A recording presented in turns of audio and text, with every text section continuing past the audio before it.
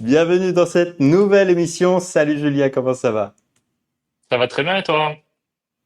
Ça va super bien. Bah écoute, alors, on n'a pas donné de numéro d'émission pour pas se prendre les pieds dans le tapis. On en a une qui était dont on a peu parlé effectivement la dernière fois, donc on mettra peut-être un petit rappel dans la description pour aller la revoir si vous l'avez manqué. Et aujourd'hui, on va parler de choses qui n'ont strictement rien à voir, mais de sujets qui sont un peu d'actu et qu'on nous a un peu posé en question récemment et de choses qu'on a sur lesquelles on a un peu travaillé, notamment en fait une question qui revient beaucoup, qui est partie d'une réflexion que j'ai trouvée assez intéressante, qui est celle du patron de Microsoft, qui prédit la fin des SaaS et qui voit ça au travers des agents IA qui remplaceront ou remplaceraient, puisque ça va être tout l'objet du débat, qui va être intéressant justement, puisqu'on a deux points de vue qui sont pas forcément divergents, mais qui ont des points de vue, toi en tant que développeur, et moi plutôt en tant qu'utilisateur. Et donc je trouve ça assez complémentaire et ça va être assez rigolo de confronter ça à cette prédiction qui est celle du patron de Microsoft, mais pas que. Il y a plein de gens dans la tech qui commencent à l'évoquer ici. On va parler dans un deuxième sujet d'un canal qui est très méconnu en fait en matière d'acquisition, qu'on teste nous en ce moment, enfin par lequel on a déjà fait des essais fructueux de par le passé, mais qu'on essaye de tester à scale un peu plus précisément. Et puis on parlera à la toute fin en fait un petit peu de l'actu de Scrap.io comme d'habitude. Est-ce que ce programme te va bien? Tout à fait. Bon. Alors, déjà partons de l'apocalypse. Donc, le patron de Microsoft qui nous annonce la fin des SaaS, tout ça à cause de l'évolution de l'IA, mais pas au travers juste de l'IA façon ChatGPT, mais des agents IA. Alors, on va déjà recentrer un petit peu le débat, c'est-à-dire que l'IA aujourd'hui, on peut l'utiliser, y compris dans ce qu'on fait, c'est-à-dire notamment avec, par exemple, des fichiers de prospection. On a plein de data. C'est facile avec l'IA de faire des requêtes OpenAI, par exemple, ou d'autres plateformes d'intelligence artificielle pour faire de la personnalisation, mais qui est écrite par de l'IA et qui est assez plutôt efficace quand on le fait intelligemment et quand on a les data entre les mains. Donc, ce qu'on fait, nous, en campagne de prospection pour Scrap.io, notamment, c'est qu'on va se servir de toutes les data qu'on scrape et on va demander à l'IA de rédiger un message qui ne va pas être un template, mais quelque chose qui est vraiment écrit sur mesure en fonction de critères qu'on a dans les fichiers. Et ça, c'est quelque chose qu'on fait déjà. Donc, ça, c'est la partie IA classique, j'allais dire. Maintenant, le patron de Microsoft, lui, il évoque l'étape d'après, c'est-à-dire les agents IA, c'est-à-dire finalement des petits robots autonomes, intelligents, qui vont être capables d'accomplir des tâches. Parce que c'est pas juste écrire, ça serait, si on met ça en perspective, ça serait non plus simplement écrire les messages, mais aller sur mon Gmail, prendre l'email dans un fichier, le coller, envoyer le truc, faire un follow-up au bout d'une semaine, répondre intelligemment à ce que la personne répond ou pas, bref, s'adapter et faire un travail qui est beaucoup plus profond, mais qui est tourné vers l'action.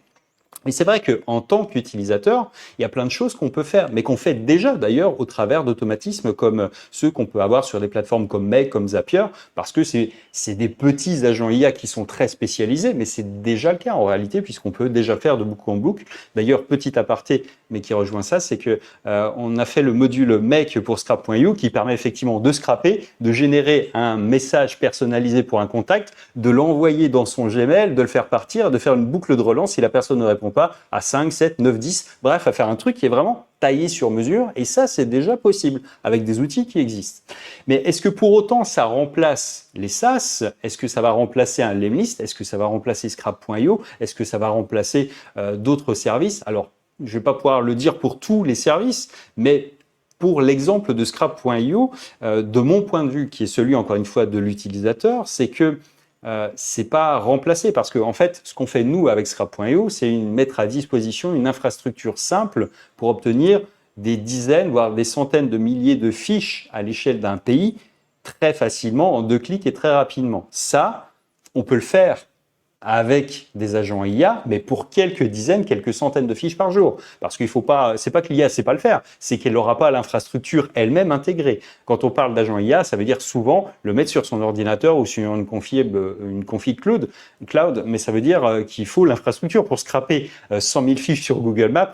On va pas pouvoir demander à un agent IA d'aller s'acheter toute seule des proxys, de s'auto-configurer une database, ou alors peut-être, mais pas demain, pas dans un an, peut-être dans 5 ans, mais Et je vois pas ça arriver tout de suite immédiatement. Pour moi, aujourd'hui, on est dans des approches qui sont totalement complémentaires. C'est-à-dire que Scrap.io, encore une fois, ça permet d'obtenir un fichier de prospection en 2 clics, y compris à l'échelle d'un pays, et ça sans avoir besoin de manipuler quoi que ce soit d'autre d'un point de vue technique. Donc ça, en fait, l'agent IA peut peut-être le faire sur quelques dizaines, mais comme aujourd'hui, il y a des petits programmes qui permettent de le faire, il y a des extensions qui permettent de le faire depuis son navigateur. Sauf qu'effectivement, on se fait bloquer par Google parce qu'on ne peut pas scraper 100 000 pages, parce qu'il faut configurer le truc, parce que 1000 raisons. Donc, on n'est pas vraiment sur la même proposition de valeur. Et je pense, et je trouve du moins que d'un point de vue exploitation, les agents IA, moi, je trouve ça génial, effectivement. Mais pour l'exemple que je donnais, c'est-à-dire moi, de bout en bout, j'aime bien l'idée de effectivement avoir mon petit module Scrap.io sur Make, de dire, OK, tu vas me scraper une fiche qui correspond à tel critère, qui est un restaurant qui a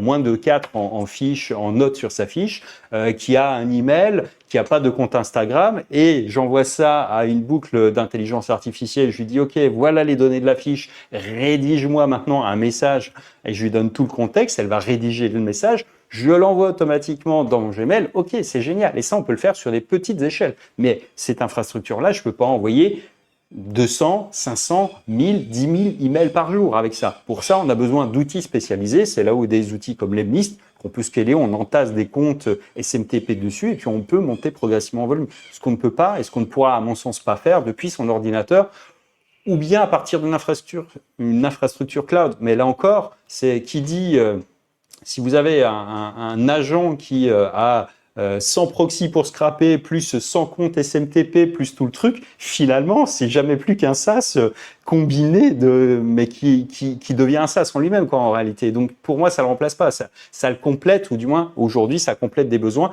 Et je vois ça, en fait, d'un point de vue très pertinent pour de la prospection. Ça permet de faire de la personnalisation vraiment très bien faite. On peut imaginer, effectivement, d'avoir un petit agent qui va aller sur LinkedIn, qui va repérer les posts, qui va pouvoir faire vraiment un truc taillé sur mesure, qui va ajouter les gens, peut-être leur envoyer une note, enfin, qui va adapter son comportement à ce qu'on veut, et on pourrait se faire un espèce de mini SaaS ou un mini outil sur mesure. Donc, tailler ces outils avec des agents IA, oui, c'est génial, et pour ça, on peut faire des trucs. Mais encore une fois, je vois plus ça sur du petit volume, sur vraiment de l'ultra ciblé ou sur des tâches très spécialisées que sur l'idée de remplacer un SaaS. Et encore une fois, je ne parle pas de tous les SaaS, mais du coup, par rapport à Scrap.io, là où on est beaucoup plus dans une approche qui met à disposition une infrastructure dédiée à la masse, comme Lemlist, c'est fait pour envoyer des mails at scale, quoi, parce qu'on peut rajouter des comptes, on peut envoyer 200, 500, 1000. Il suffit de rajouter des comptes et des données pour scaler les campagnes. Donc voilà, en fait, pour mon avis. Donc pour synthétiser le truc, d'un point de vue utilisateur, encore une fois, c'est génial. C'est un truc que j'aime beaucoup. Je vois plein d'opportunités pour ça. Est-ce que je pense que ça va tuer les SaaS? Alors dans un moyen, long terme, j'en ai aucune espèce d'idée parce que c'est très difficile de prévoir ce que ça donnera. Pour ce qu'il existe aujourd'hui en matière d'agents IA et qui sont déjà utilisables, parce que ça existe déjà depuis 1 ou 2 ans, on peut vraiment... avant, ça coûtait très cher, il faut le reconnaître, parce qu'en fait, tout ce qui se passe sur un écran, il faut que ça soit screenshoté, que ça soit envoyé à une IA pour qu'elle comprenne le contexte. Donc, aujourd'hui, c'est devenu beaucoup plus accessible financièrement, mais encore une fois, c'est pour ça que je dis que c'est compliqué de le faire à scale aujourd'hui, parce qu'il y a des coûts qui sont délirants, en fait, quand on veut vraiment interagir avec certaines pages, par exemple. Parce que c'est comme ça que ça fonctionne. Bref, tout ça pour dire que aujourd'hui, c'est vraiment quelque chose qui fait du sens, qui va faire du sens dans les mois, dans les années qui viennent. Ça va avancer très très vite, c'est certain, parce que les coûts ont beaucoup diminué sur l'IA. Quand on voit DeepSeek qui est arrivé et qui permet de faire encore moins cher avec de la vision, donc capacité à analyser les screenshots, à faire des trucs ultra quali, ça va forcément se démocratiser et c'est quelque chose qui va devenir finalement, je dirais, indispensable dans la prospection, dans d'autres activités. Mais dans la prospection, pour ce qui nous concerne, je pense que ça va être effectivement un standard qui va être obligatoire. Parce qu'encore une fois, la prospection, ça marche souvent comme ça, c'est que les prospects, ils s'habituent à voir ce que les autres, vos concurrents, vos compétiteurs font, et ils s'habituent à avoir des messages de plus en plus personnalisés. Donc, quand on envoie des messages de base aujourd'hui, ça marche plus parce que tout le monde fait de la surpersonnalisation grâce à l'IA. Donc, ça va élever le standard. Donc, tout le monde va être un petit peu obligé de s'y mettre. Mais ça va donner en fait quelque chose qui est beaucoup plus qualitatif. Ça va éviter d'embêter les gens inutilement aussi. Donc je vois ça d'un regard positif, mais encore une fois, sur le court terme, je vois pas ça comme un danger pour les SaaS, du moins pour nous, pour d'autres. Peut-être, effectivement, je sais pas, j'ai pas vu de contexte très précis dans lequel le patron de Microsoft donnait cette prédiction-là en disant, voilà, sur tel secteur d'activité, pour tel type de SaaS. Bon, quand on a un outil qui est très spécialisé, Je pense que ça met déjà un petit peu à l'abri de certains trucs. Après, sur des trucs qui sont généralistes, c'est vrai que même, d'ailleurs, je crois que c'est Tim Cook, le patron de Apple, qui disait à peu près la même chose sur les téléphones. Il me semble que c'est lui, je suis pas certain du truc, mais qui disait que c'est pareil. À terme, les apps sur le téléphone, elles seraient toutes remplaçables finalement par des IA ou des agents IA qui feront ce que font des apps, quoi. Mais bref, voilà pour mon point de vue. Et toi, du coup, Julien, en tant que dev, comment tu vois ça? C'était un long point de vue, hein. Alors, Étayé. ouais, ouais. Alors, il y a plusieurs points. Déjà, sur le côté agent IA, sur le côté no-code, euh, moi, je suis assez sceptique et circonspect sur l'état actuel de ce qui se passe parce que je suis développeur et que automatiser, en fait, que ce soit via un agent IA ou via Make, c'est ce qu'on fait avec du code depuis des dizaines d'années, depuis 40 ans, depuis 50 ans, on fait ça avec du code. Donc, il n'y a pas de révolution quand tu vois euh, quelqu'un qui fait un outil d'automatisation avec Make ou qui fait un agent IA qui va envoyer des emails, tu vois. Parce que moi, je pourrais le faire avec du code aussi. Donc, il y a pas, pour moi, il y a pas vraiment de révolution de ce côté-là. Mhm. Après, je comprends que ça ouvre, tu vois, ça ouvre l'automatisation à des gens qui ne connaissaient pas ça encore, à des gens qui n'avaient pas encore les compétences. Ça, je suis d'accord. L'IA, dans ce côté-là, ou même les outils de no-code, parce que c'est deux choses dont tu as parlé qui sont pas tout à fait les mêmes, mais qui participent en fait à ouvrir finalement le côté automatisation à du grand public, ou en tout cas à des gens qui n'ont pas des compétences de code. Donc ça, c'est clair. Après, il y a une vraie révolution. L'IA, il y a une vraie révolution, c'est la capacité à réfléchir. Donc, c'est la capacité. Ce que tu disais, c'est que ça apporte une brique finalement. Que toi, tu en as parlé en disant que dans ton scénario Make, tu vas faire tu vas faire toute une partie automatisation, puis tu vas faire un moment l'IA qui va rédiger un message, qui va réfléchir. Donc ça, effectivement, c'est révolutionnaire. Le côté où l'ordinateur maintenant peut réfléchir, ça, c'est nouveau par Mhm. rapport à ce qu'il y avait avant. Donc ça, même les développeurs, ils ne savaient pas le faire. Les développeurs savaient automatiser, mais ils ne savaient pas faire réfléchir un ordinateur. Donc ça, maintenant, ils savent le faire. Donc, effectivement, ça risque de changer beaucoup de choses. Après, est-ce que ça va changer fondamentalement les SaaS comme Scrap.io? J'en suis pas persuadé parce que finalement, est-ce que le fait que, en tout cas dans un moyen terme, et pour le long terme, on va en parler juste après, je vais donner mon avis sur le long terme, mais en tout cas pour le moyen terme, est-ce que la capacité d'un ordinateur à réfléchir rend Scrap.io obsolète? J'en suis pas tout à fait convaincu parce que justement, l'avantage de Scrap.io, c'est la capacité à scraper rapidement et à obtenir des résultats rapides. Donc, même si tu faisais toi-même ton agent IA qui va récupérer Google Maps, tu n'attendrais pas la facilité d'utilisation et la rapidité que peut avoir un Mhm. Scrap.io. Par contre, il y a des gens qui vont nous dire, oui, mais nous, on pourrait refaire Scrap.io avec l'aide d'agents IA, avec l'aide d'IA.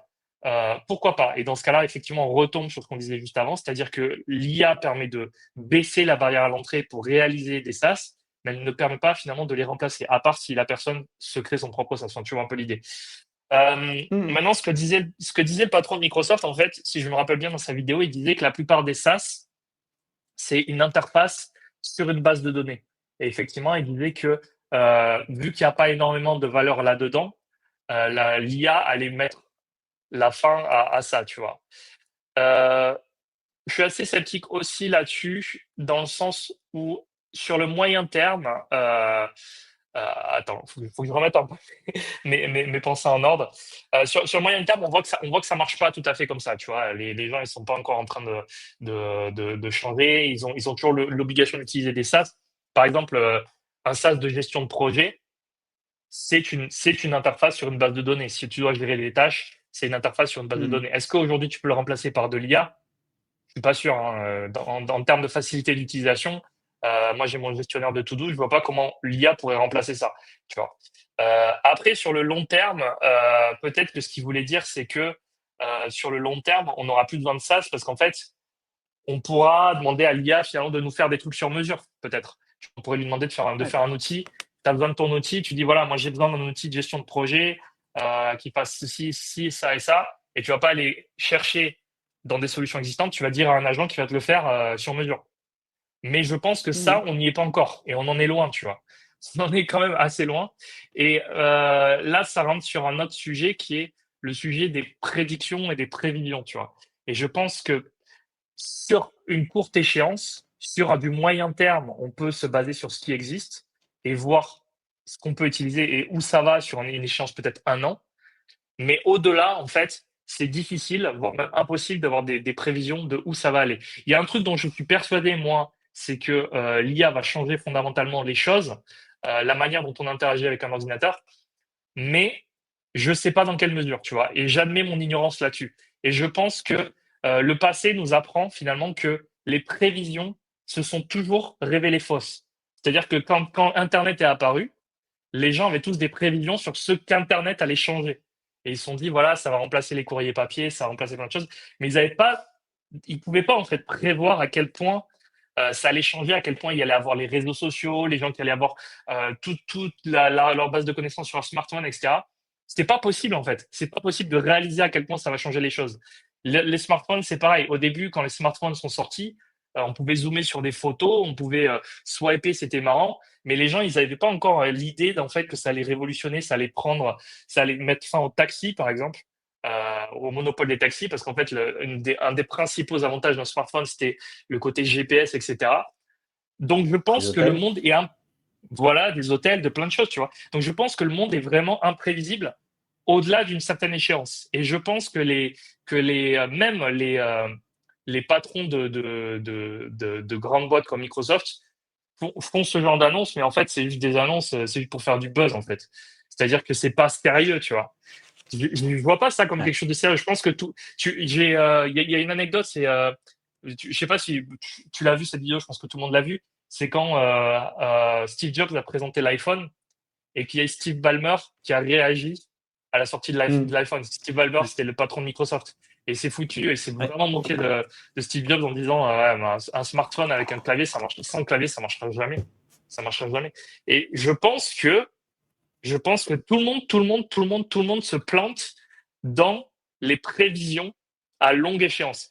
Il y a un truc qui est sûr, c'est que ça va changer les choses de manière incommensurable, parce qu'un ordinateur qui peut penser, c'est vraiment énorme ce que ça change. Mais je pense qu'on ne peut pas réaliser et prévoir comment ça va changer les choses, en fait. Donc il faut raisonner.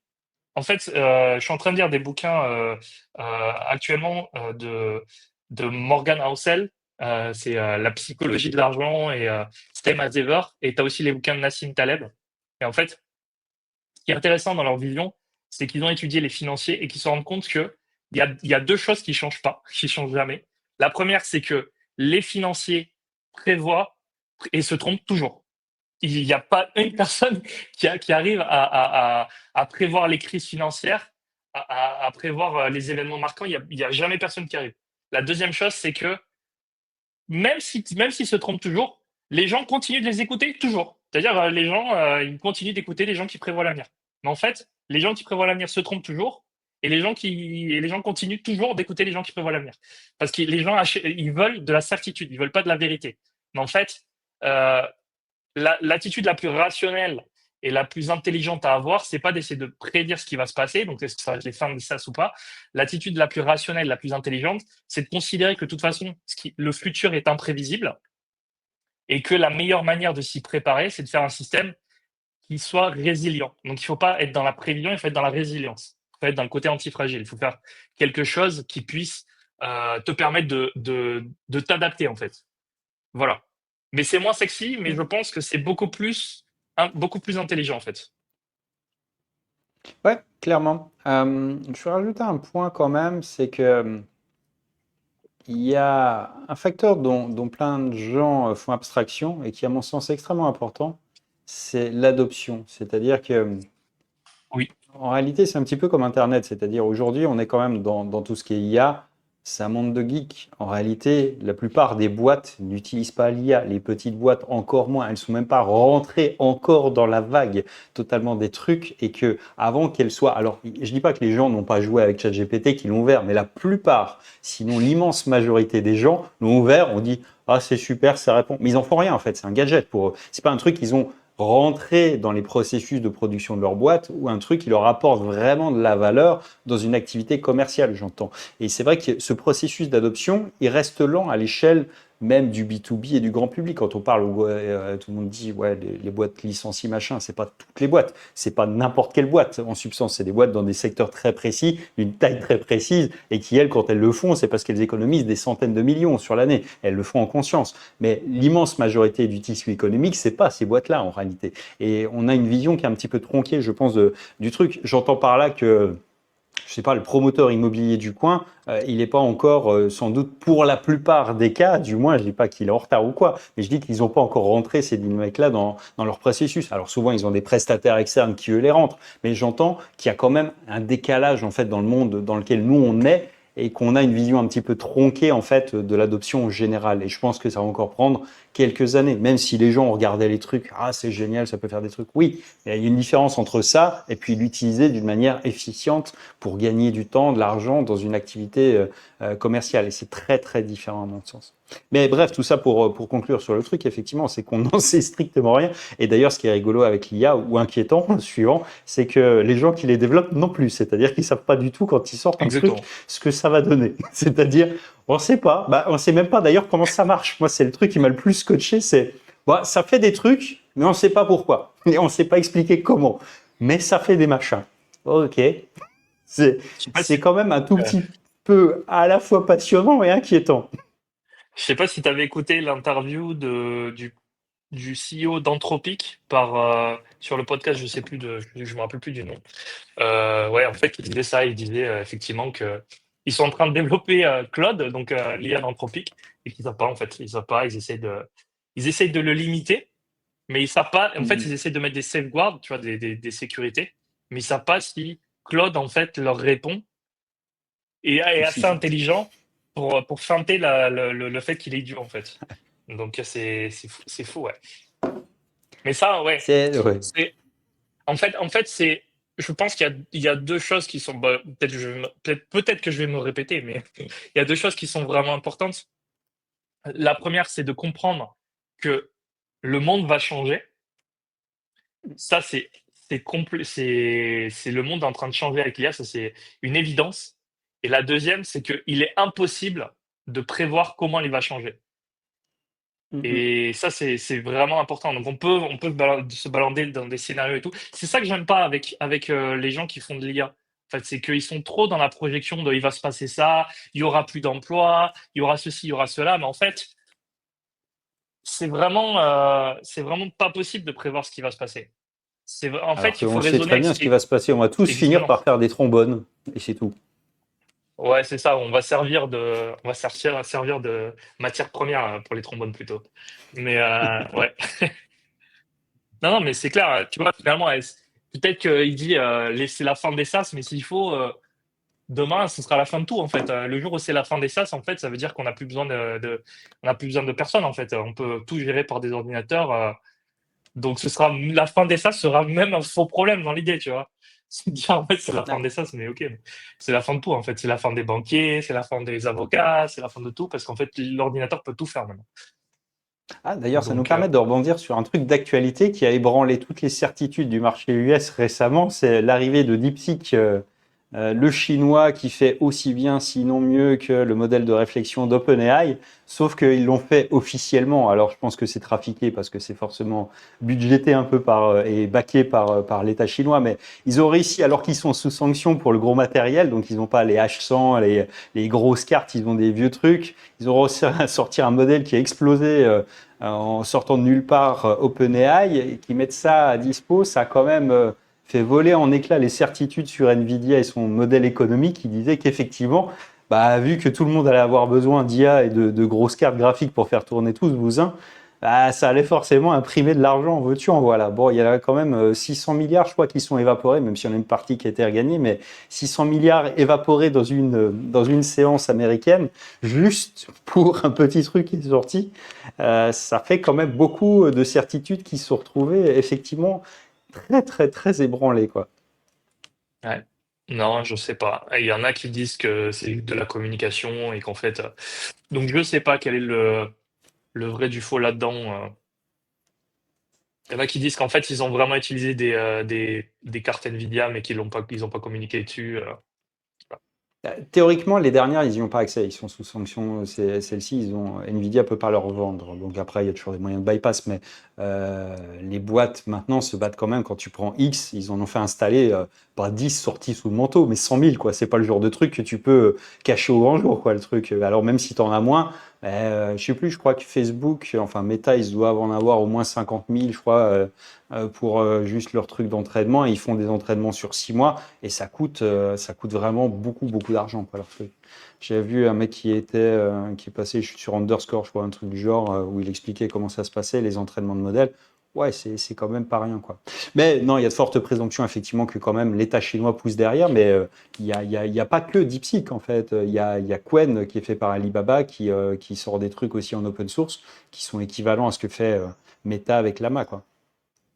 Il y a un truc que je voulais rajouter là-dessus, sur la bonne attitude à avoir face à l'IA, la bonne attitude, en tout cas la mienne. Je sais pas si c'est la bonne, mais je pense que c'est la bonne, sinon je l'aurais pas. C'est de pas être dans le futur, mais d'être dans le présent, tu vois, et de pas être en retard non plus. Parce que Ouais. là, par exemple, juste un exemple, nous, on a implémenté avec Scrapoion, on a implémenté un outil qui fait des reviews de pull requests maintenant, avec l'IA. Donc, quand t'as des gens, en fait, quand t'as nos développeurs qui envoient du code, on a trouvé un outil vachement cool qui nous fait un résumé, en fait, de tout le code qui a été modifié, de ce que ça change. Et en fait, il analyse le code, et ça, c'est vraiment bien. Donc, on essaie quand même de garder, tu vois, de rester euh, avec ce qui se fait. Toi, tu fais des emails rédigés par IA. Moi, je fais des pull requests revus par IA. Donc, c'est bien quand même d'avancer avec son temps, tu vois. Mais il faut pas essayer d'être en avance et dire, ouais, ça va être fini, machin. Euh, on n'en sait rien, en Ouais. fait. Voilà. Ok, c'était un point intéressant. Bon, on n'est pas encore à la retraite, c'est ça la conclusion du truc. Et ça tombe bien puisque ça nous permet d'embrayer sur le deuxième sujet qui sont les influenceurs. Alors, les influenceurs, c'est un truc qui est ultra péjoratif et à raison parce qu'on associe ça souvent au B2C, aux trucs un peu cheap, aux arnaques, enfin à la télé-réalité, à plein de trucs. Mais il y a un truc, c'est qu'il y a des influenceurs B2B qui existent qui sont pas du tout dans les mêmes sphères, qui ne sont pas du tout en fait visibles même, et qui, quand on a un business, alors ça marche sans doute plus à l'international d'ailleurs qu'en France, je pense. On a en France testé un petit peu ça. Alors au départ par hasard, et ensuite c'est un truc qu'on a essayé de reproduire et qu'on essaie de reproduire maintenant à l'international. Il se trouve qu'aujourd'hui on peut sponsoriser par exemple des newsletters. Donc il y a des newsletters B2B. C'est un petit peu la suite des gens qui vendaient des articles sponsorisés sur leur blog. Et là il y a des gens qui ont une audience, qui ont une newsletter sur laquelle on peut communiquer. Finalement, c'est un canal qui est intéressant pour faire de l'acquisition, d'autant qu'il est beaucoup moins concurrentiel peut-être que d'autres plateformes et qu'il est plus adapté. C'est-à-dire c'est moins cher que de faire du LinkedIn Ads, par exemple, c'est moins pénible que de faire du contenu LinkedIn. C'est ciblé sur ce que les gens ont rentré dans leur newsletter. Et puis, il y a un résultat qui est immédiat. C'est ça aussi qui est intéressant, c'est qu'on peut shooter directement, avoir, je sais pas, une newsletter de 20 000 personnes qui va être shootée et donc, voir tout de suite du trafic arriver, avoir un budget qui est maîtrisé parce qu'on se met d'accord en amont sur un budget, sur un encart, une formule, bref, et on va voir tout de suite si c'est quelque chose qui est positif ou qui ne l'est pas. Et on peut comme ça trouver des newsletters un petit peu partout dans le monde, maintenant, les États-Unis évidemment, et moyennant quelques centaines ou quelques milliers de balles, on peut effectivement avoir une exposition qui est plus ou moins importante. Maintenant, il y a des gens qui font la même chose sur les réseaux, c'est-à-dire que on a cherché, nous, à reproduire ce mécanisme-là, mais sur des réseaux où notre audience se trouve, et c'est des réseaux comme X, comme LinkedIn majoritairement, et il se trouve en fait qu'il y a des gens qui ont, alors sur lesquels encore une fois ils communiquent pas, mais sur leur profil c'est pas visible, c'est des gens qui sont, je sais pas, CMO d'une boîte ou gros hacker d'une autre boîte ou qui font, voilà, qui ont un profil LinkedIn et ils font des posts et parmi ces posts il se trouve qu'il y a des posts sponsors. Ça se voit pas, c'est très sous le manteau. Mais en fait, ça permet d'accéder à des gens qui ont une audience qui est gigantesque. Il y a des gens qui ont 100 000, 200 000, 300 000, 1 million de gens qui lisent sur LinkedIn. Alors évidemment, il faut faire comme dans tout, le ménage, le truc, mais il y a des gens qui ont vraiment des grosses bases d'audience et qui vont offrir une exposition moyennant finance à tous ces clients potentiels et c'est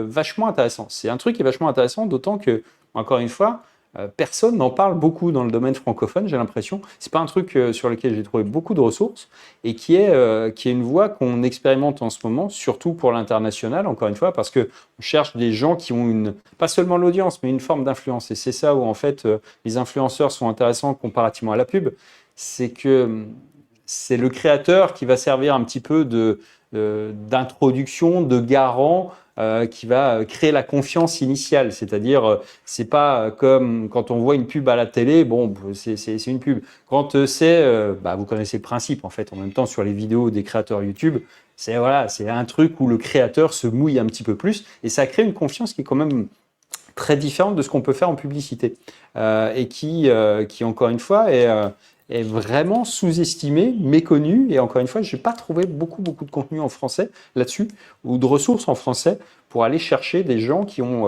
cette capacité à mettre à disposition leur audience. Bon, il faut les payer évidemment, mais encore une fois, c'est quelque chose qui est plutôt intéressant. Julien? Mhm.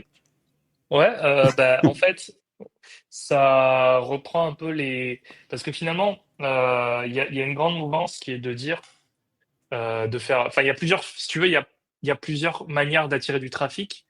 On peut faire du Ouais. SEO, on peut faire la publicité payante sur Google AdWords, on peut faire du marketing de contenu, et on peut payer des gens pour faire qui ont déjà une audience, pour faire des posts sponsorisés.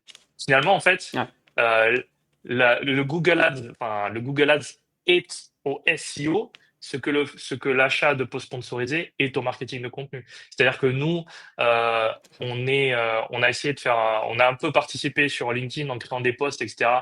Mais je pense que pour toi comme moi, c'est pas forcément vraiment notre truc d'être hyper actif sur des réseaux comme LinkedIn. Donc finalement, c'est quelque chose qu'on peut déléguer. On peut le déléguer en achetant des gens, en achetant des gens, en achetant des posts de gens qui ont déjà cette activité sur LinkedIn, qui font déjà ce travail de publication de contenu, de réseautage, etc. Et voilà. Comme tu achètes C'est finalement même, du ciblage sur des mots-clés au lieu de faire du SEO. C'est Donc c'est même au-delà complémentaire de en la fait. délégation, parce qu'en fait, on parle de gens, là, des profils qui nous ont intéressés, c'est des gens qui ont une grosse audience, mais aux États-Unis, un truc qu'on pourrait pas faire. C'est-à-dire, nous, Hum, en France, hein, si on fait du contenu, on peut pas le faire en anglais et en français. En fait, c'est l'un ou l'autre. Tu peux pas fidéliser des gens comme ça. Et puis, c'est des gens qui ont un profil, un parcours, un truc, et qui ont fédéré des gens qui sont pas forcément dans notre spectre à nous. Et c'est ça qui est intéressant aussi, c'est que même si on faisait du contenu, ça serait pas totalement incohérent d'aller chercher encore plus de visibilité ou de la visibilité bien sûr. complémentaire qu'on n'aurait pas nous avec ce type de personnes. Et d'ailleurs, j'ai sorti tout à l'heure une grille de prix pour avoir un ordre d'idée des trucs, mais quelqu'un qui aurait, alors encore une fois, ça prendra avec des pincettes, mais c'est juste pour avoir quelques ordres d'idées. Et le truc étant que on peut assez facilement sur les réseaux comme LinkedIn mesurer l'engagement, c'est-à-dire il y a beaucoup moins de robots parce qu'en fait, bon, déjà c'est pas Instagram, il y a pas le même système, donc c'est quand même beaucoup plus fiable et on peut voir qui commente exactement, on peut regarder, retracer les profils. Donc on peut assez vite s'apercevoir que quelqu'un qui poste en moyenne voilà, sur ses 20-30 derniers posts, bah, il y a à peu près, alors la visibilité on l'a pas, la portée on l'a pas, mais en revanche on sait combien il a d'abonnés, on sait combien, on peut regarder combien il y a de likes, on va regarder combien il y a de commentaires et on va pouvoir étudier les profils des commentaires pour voir qui commente et si ça correspond bien aux personnes qu'on cherche à avoir, même si c'est la majorité qui est silencieuse comme toujours. Mais je veux dire, ça donne des indicateurs qui sont assez intéressants de convergence du moins. Et ça, en fait, derrière, pour avoir un ordre d'idée sur les prix, quelqu'un qui aurait 10 000 followers sur LinkedIn, on va avoir un budget qui est entre 100 et 250 balles. En gros, ça va être en gros, on va faire à la grosse louche. Quelqu'un qui a 20 000, ça va être plutôt 250-300. À 50 000, à 20 à 50 000, on va être entre 300 et 750. 50 à 100 000, ça fait 750 à 1250. 100 000, 250 000, 1250 à 2500 et au-delà de 250 000, plus de 2500 balles. Alors encore une fois, ça peut paraître pas cher et cher suivant ce qu'on vend, à qui on le vend.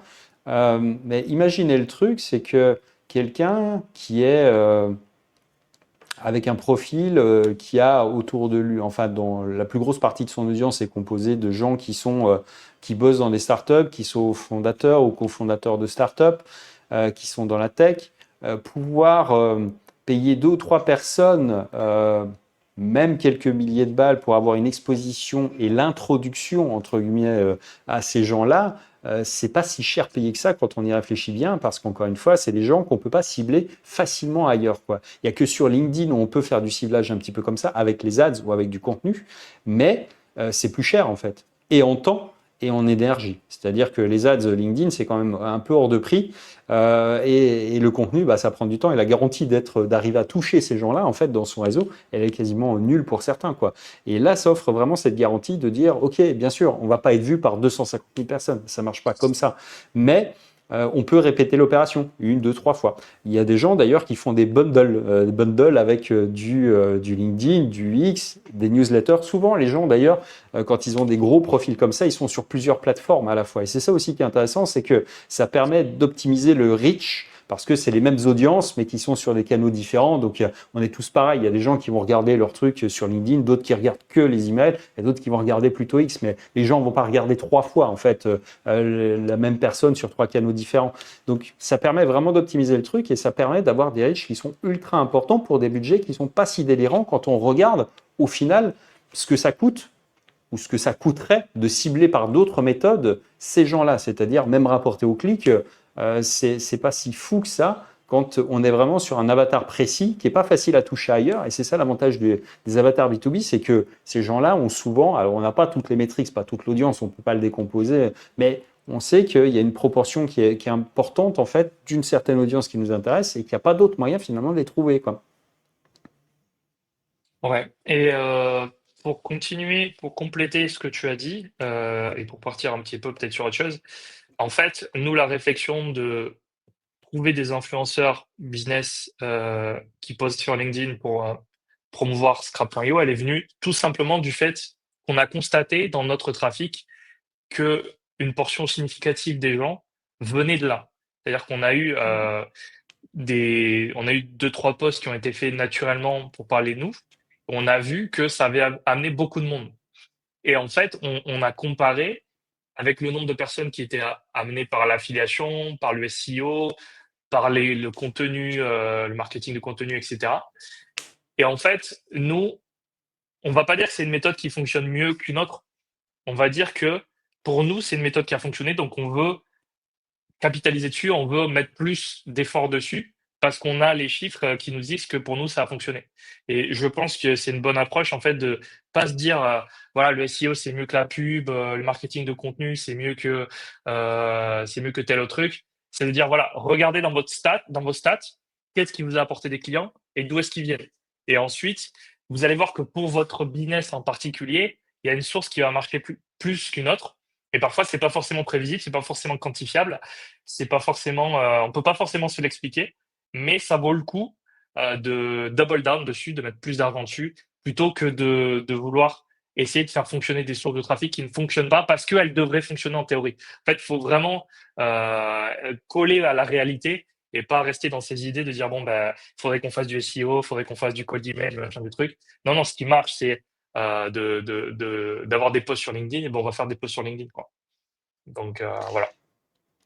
Ah, c'est ça, mais au bout d'un moment, en plus, tout s'additionne, c'est-à-dire c'est pas nécessairement l'un ou l'autre, c'est pas du contenu ou des influenceurs ou de l'affiliation, c'est tout à la fois. Et au bout d'un moment, en fait, c'est aussi l'idée d'agiter un peu le truc pour faire parler. Et plus on parle de nous, et mieux c'est, quoi. Donc, que ça soit, c'est les gens, une fois qu'ils t'ont vu une fois, qui te revoient ailleurs, ça crée des déclics. Enfin, c'est le principe des 7 vues qui optimisent le passage à l'action, quoi. Et c'est vrai que c'est une forme d'assurance d'être ah tiens, ils sont là, ils sont là, ils sont là, ils sont là, et c'est bien d'être présent un petit peu partout, quoi. Et peu importe la manière avec Alors, laquelle tu l'as finalement. ouais, c'est un peu ce qu'on fait, mais je suis pas forcément d'accord avec ça. On voit que beaucoup de business, en fait, sont successful parce qu'ils ont réussi à maîtriser une source de trafic et à vraiment être bon là-dedans et à capitaliser dessus. Et que c'est assez, en général, c'est plutôt un mauvais conseil de dire aux gens, essayez de tout faire. Et c'est plutôt un bon conseil de leur dire, vois ce qui t'apporte des résultats et vas-y à fond là-dedans, quoi. Donc, si tu dois faire des posts d'influenceurs sur LinkedIn, bah, fais des posts d'influenceurs sur LinkedIn et arrête de perdre ton temps ailleurs, quoi. Et, euh, et voilà, ou même pire que ça, c'est arrête de perdre ton temps sur des trucs qui devraient marcher en théorie parce que tu l'as vu dans une formation, mais qui en fait pour toi marchent pas, tu vois. Donc, voilà. Oui, c'est vrai, c'est vrai.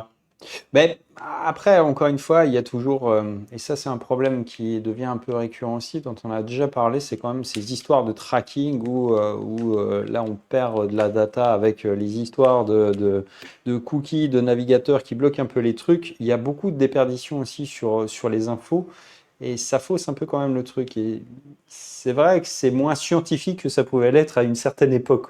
Aujourd'hui, j'ai l'impression Bien sûr. il y a un peu ce truc-là.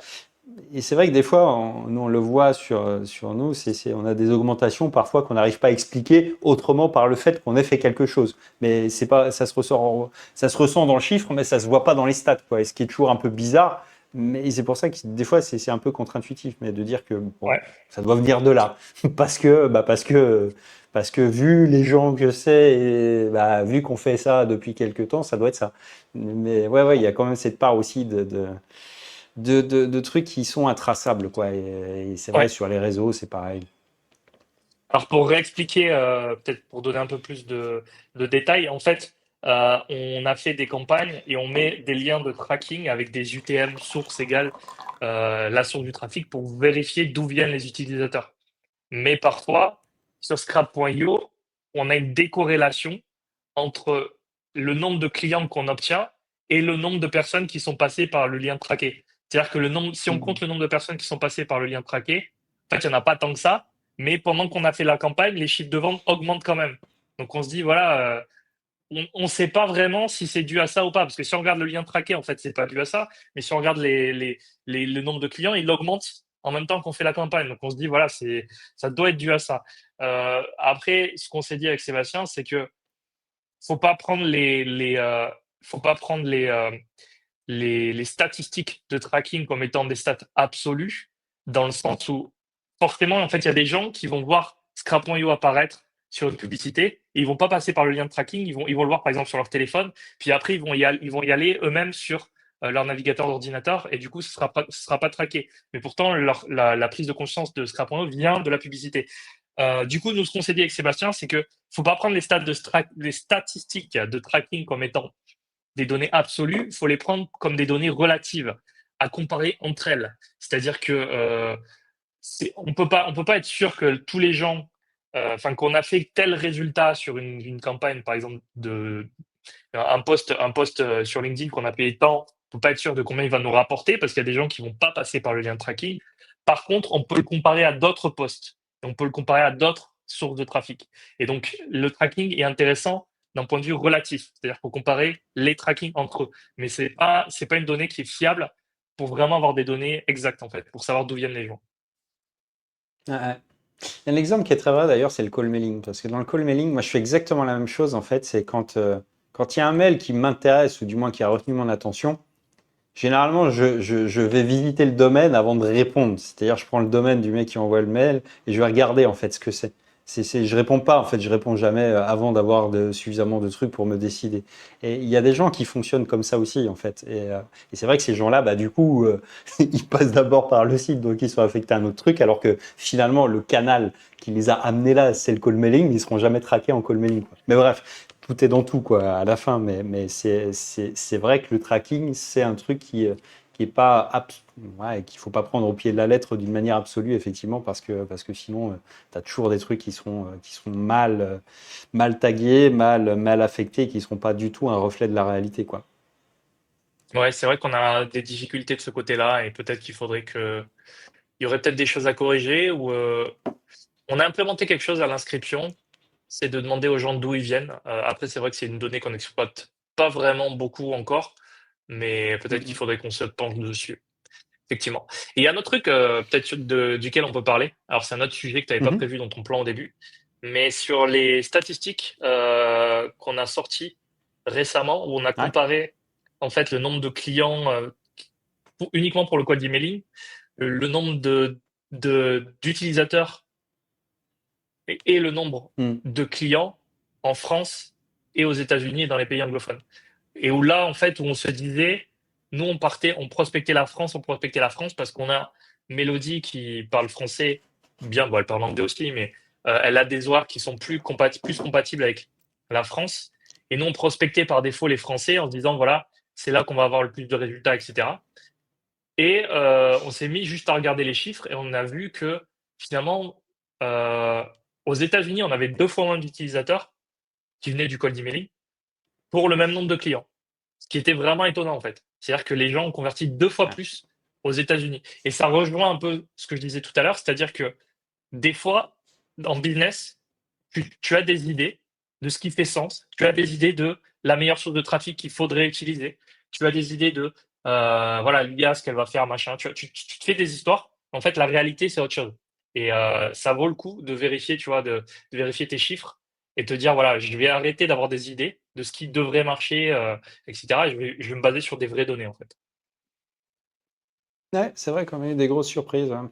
UK aussi, avec beaucoup plus de chiffres. Enfin, ouais, bref, il y a des anomalies parfois, mais des écarts statistiques, du moins, sinon des anomalies, mais des trucs qui sont complètement hors du spectre du truc, quoi, qui sont effectivement, si tu c'est compliqué parfois de les avoir ces stats, mais elles sont intéressantes à regarder avec pas mal de recul pour avoir suffisamment de chiffres. Parce que le défaut des stats, c'est qu'on ne peut pas le regarder quand il y a 2 ou 3 événements qui se sont produits parce que c'est pas significatif, quoi. Donc il faut laisser un peu de temps s'écouler. Mais après, effectivement, ça oriente beaucoup ce qu'on peut faire ou ce sur quoi on va arrêter de faire des trucs, par exemple en matière de call-mail, parce qu'on a vu là, pour le coup, avec suffisamment de recul, qu'il y a des pays qui convertissent pas, quoi. C'est des gens qui aiment bien discuter, ils aiment bien prendre rendez-vous, effectivement, mais ça crache pas d'argent, quoi, en fait. Donc en vrai, ils aiment bien passer le temps, quoi. Mais ouais, donc d'un point de vue business, c'est pas intéressant, quoi. Et pourtant, on avait des super retours. C'est les gens, ils sont adorables, machin, ils prennent rendez-vous, ils viennent, il n'y a pas de no show up, ouais, mais ils s'achètent pas, quoi, en fait. Ils sont cool, mais ils lâchent pas d'argent. Donc ouais, Ouais, c'est ouais. C'était extrêmement étonnant de voir qu'aux États-Unis, par exemple, on avait très peu d'utilisateurs comparativement aux pays francophones. On a très peu d'utilisateurs. On fait très peu de rendez-vous aussi parce que les fuseaux horaires sont pas compatibles avec l'agenda de Mélodie. Mais on a le même nombre de clients. hmm. On se dit, on pourrait raisonner, Ouais. on dit, oh là, attends, intuitivement, tu dirais, bah, les gens qui ont pris rendez-vous, c'est quand même ceux qui vont le plus convertir. Mais en fait, non, c'est les gens qui viennent des États-Unis, quoi. Voilà. Ouais.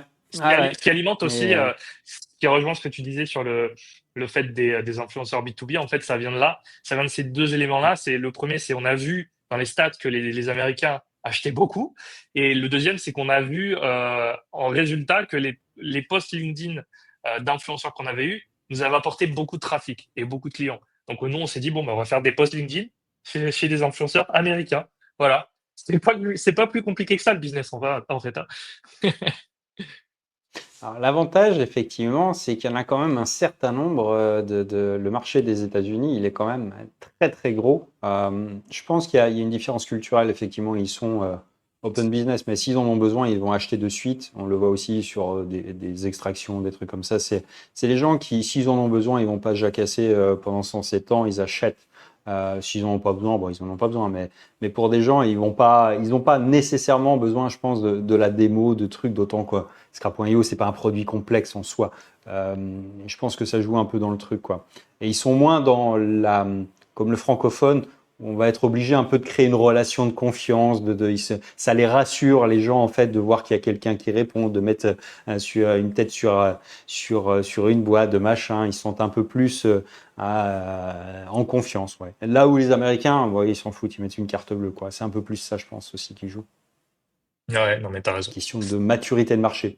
Mais intéressant, donc analysez vos stats. Effectivement, il y a des surprises dedans, mais faites-le avec un petit peu de recul et surtout faites-le en partant du principe que le tracking est forcément toujours imparfait, qu'il n'y a pas de tracking parfait. Les UTM, les machins, les gens changent d'appareil entre deux trucs.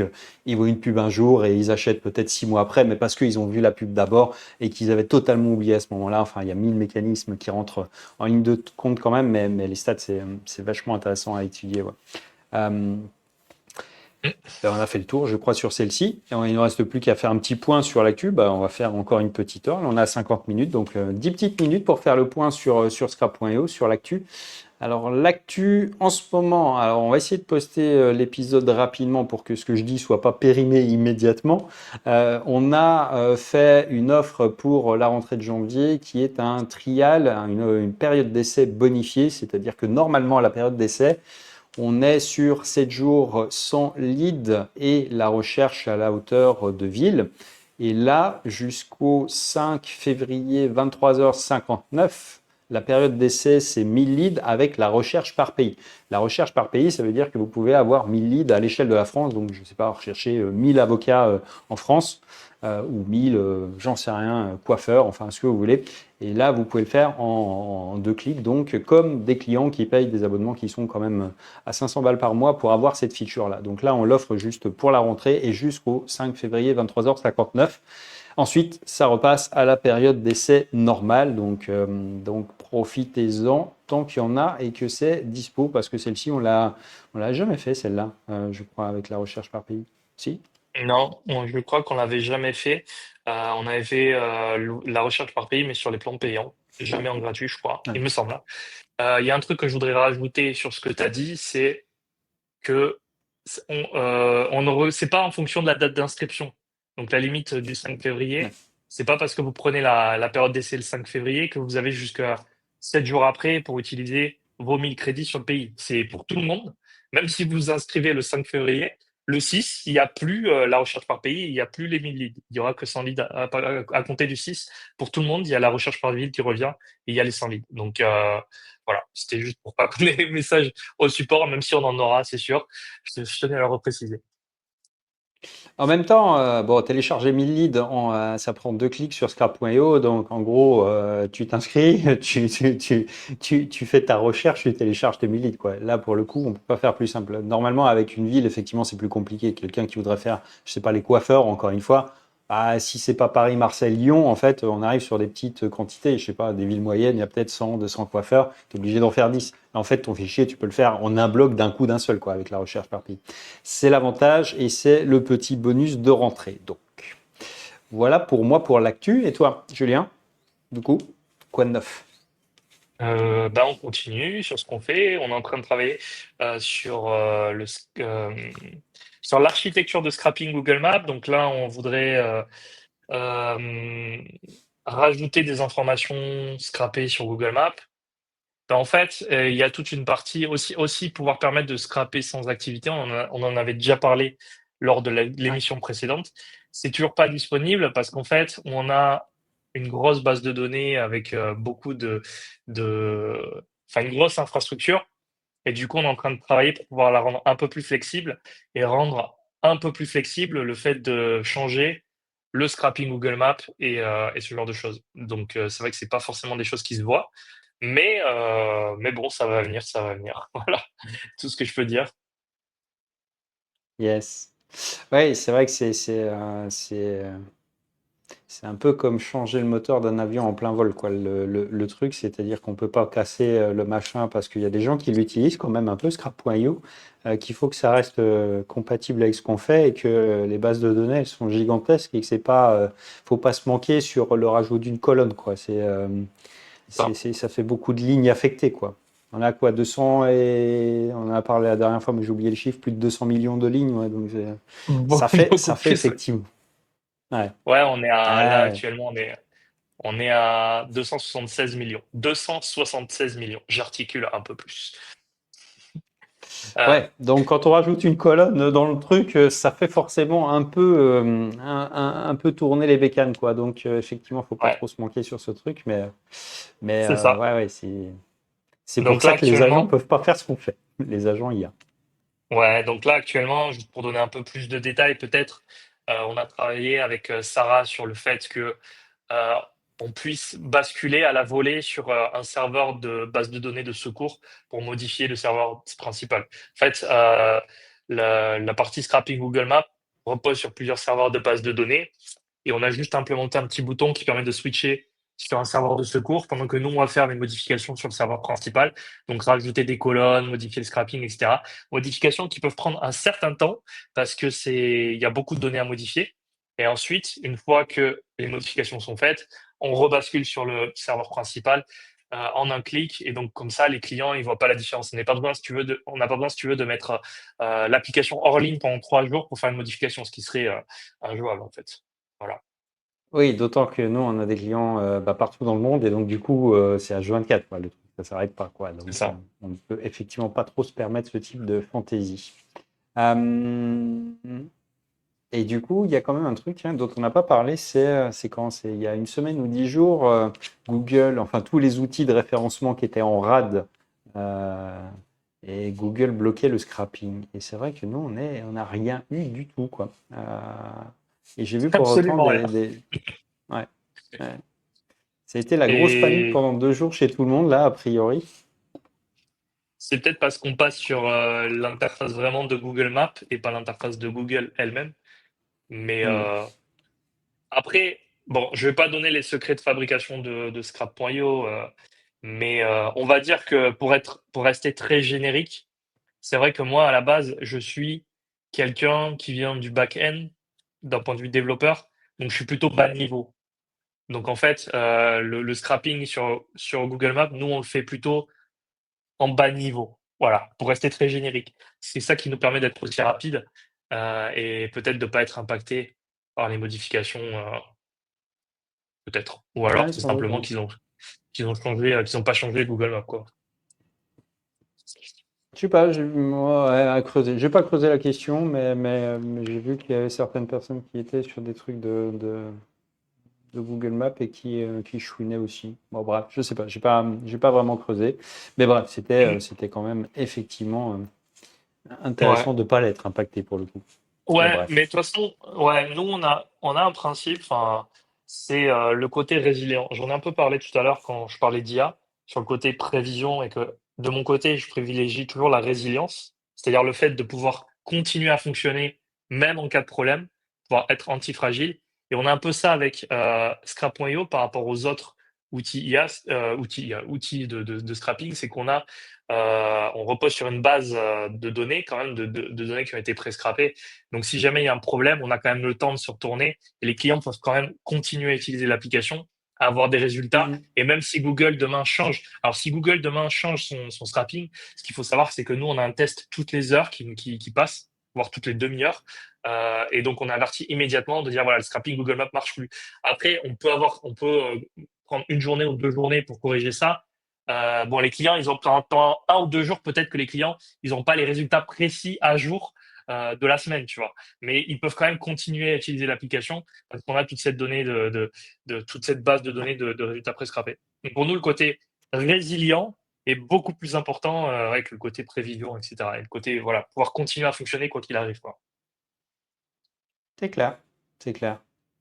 Eh bien, écoute, on est à 1 heure tout rond. Je pense qu'on va se tenir à à ce format-là qui est bien du coup. Ok, On mettra dans la description du coup le lien pour si vous voulez profiter de la promo en ce moment. Enfin, ou sinon vous allez sur scar.io et voilà.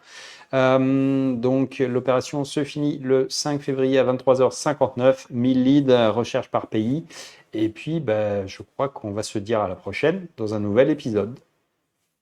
ça marche. Merci d'avoir écouté et à bientôt. À bientôt. Ciao, ciao. Salut.